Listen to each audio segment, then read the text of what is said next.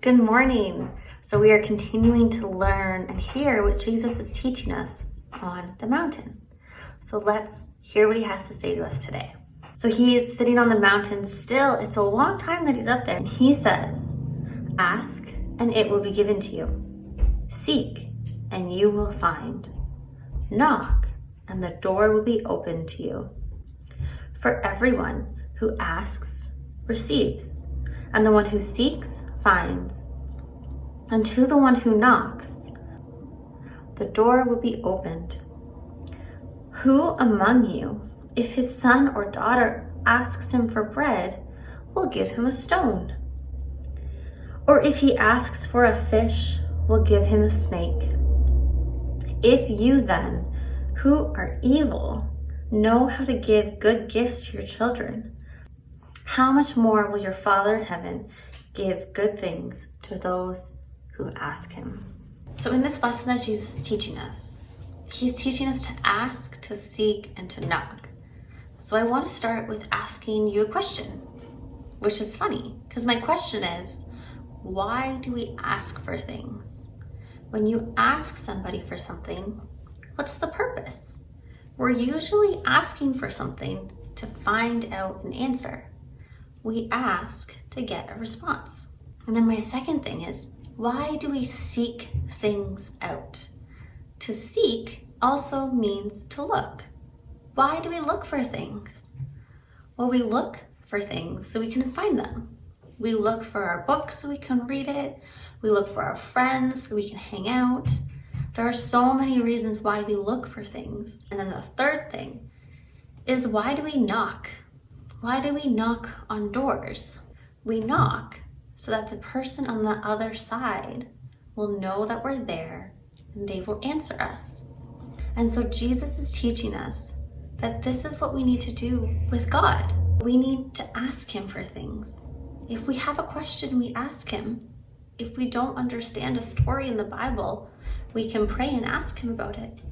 If we need something, we can ask him.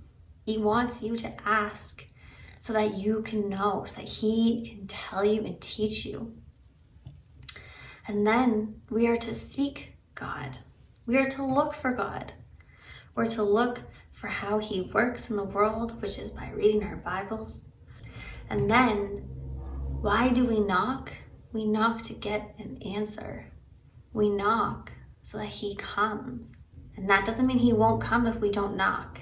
It means that he wants us to come, and he wants us to come to him and to ask him to come to us. He wants us to knock. And then Jesus is teaching us that when we ask or we seek or we knock, it's not an empty gesture, which means that we're not doing it for no reason, that God will always honor us and he will always listen and he will come. And it doesn't mean that everything's going to be perfect or you're going to get everything you ask for, but it means that the one you are asking is always there for you and was always going to listen. And Jesus is even telling us that even us who on earth aren't always great, we know how to give good gifts.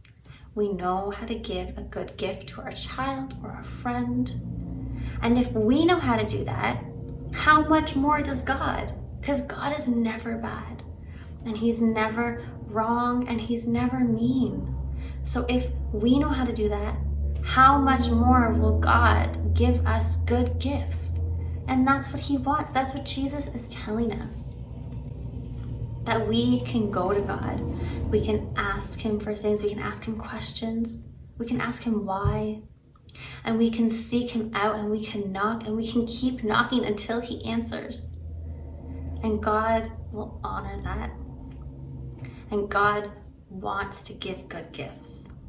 He doesn't want to give bad gifts. He wants to give good gifts. And not only does he want to, but he always will.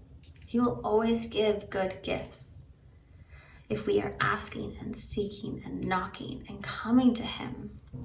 And the gifts that we get might not look like what we ask for. And that's the tricky thing. That is the hard thing, because sometimes we ask for things and God is like, that's actually not going to be good for you. So I'm going to give you a better gift. And you might not know it, but it will be better. And that's where we have to have faith. That when we ask, it doesn't just happen like this because we asked, but that God will hear us and then He will do what He knows is best for us. And why does He do what's best for us? Because He loves you. He loves you, and He loves me, and He loves us so very much. And He is our Father, who loves us so much more than our fathers and our mothers and our grandparents here on earth. So now it's your turn at home to take some time to talk with your kids about God's love for you and about how we can trust Him. And then 2, it's time to be creative. Wrap up a present and say it's from God to remind you how much He loves you. Or you can draw a picture or act it out, but take some time to be creative. And then 3, pray together. Ask them if they have anything to ask God. Ask them if they have anything they want to know about God.